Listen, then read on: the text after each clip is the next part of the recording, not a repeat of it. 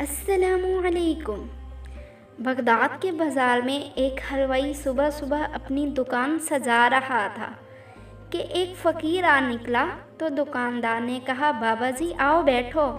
فقیر بیٹھ گیا تو حلوائی نے گرم گرم دودھ فقیر کو پیش کیا۔ فقیر نے دودھ پی کر اللہ تعالیٰ کا شکر ادا کیا اور اس حلوائی کو کہا کہ بھائی تیرا شکریہ، اور یہ کہہ کر فقیر چل پڑا۔ بازار میں ایک فاحشہ عورت اپنے دوست کے ساتھ سیڑھیوں پر بیٹھ کر موسم کا لطف لے رہی تھی۔ ہلکی ہلکی بوندا باندی ہو رہی تھی۔ بازار میں کیچڑ تھا۔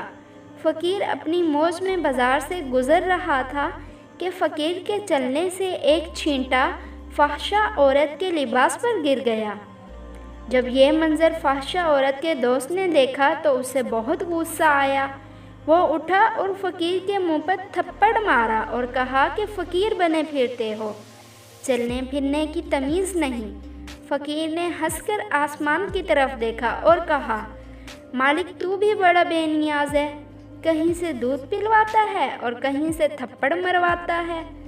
یہ کہہ کر فقیر آگے چل پڑا۔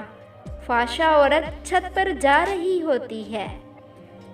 اس کا پاؤں پھسلتا ہے اور زمین پر سر کے بل گر جاتی ہے۔ اس کو شدید چوٹ لگتی ہے کہ وہ موقع پر ہی فوت ہو جاتی ہے۔ شور مچ گیا کہ فقیر نے آسمان کی طرف منہ کر کے بد دعا دی تھی، جس کی وجہ سے یہ قیمتی جان چلی گئی۔ فقیر ابھی بازار کے دوسرے کونے تک نہیں پہنچ پائے تھے کہ لوگوں نے فقیر کو پکڑ لیا اور کہا کہ بڑے فقیر بنے پھرتے ہو، حوصلہ بھی نہیں رکھتے۔ فقیر نے کہا کہ کیا ہوا میاں؟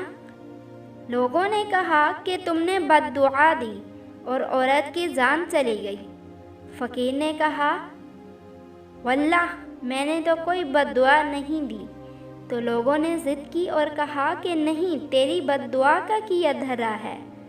جب لوگوں نے ضد کی تو فقیر نے کہا کہ اصل بات پوچھتے ہو تو میں نے کوئی بد دعا نہیں کی، یہ یاروں کی لڑائی ہے۔ لوگوں نے کہا وہ کیا؟